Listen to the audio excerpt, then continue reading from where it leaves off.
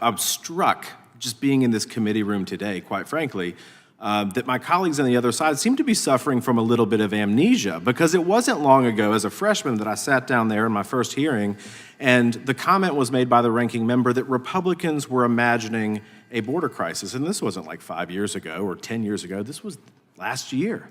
And so the amnesia has struck, and now all of a sudden they're border hawks, and they want to have us accept a Senate deal, which doesn't seem to be a deal in any which way for the American people.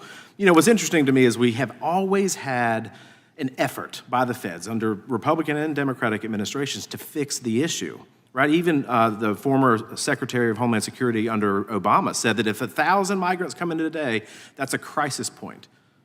But they want us to accept in a deal that 5,000 and then they'll shut down the border. So let me ask you this. Considering that the federal government, General, is not doing its job, what remedies do states have to pursue fixes to this, because the burden is heaviest on those at the southern border? Congressman, this is exactly why the reason I think states like Texas have done this very reluctantly.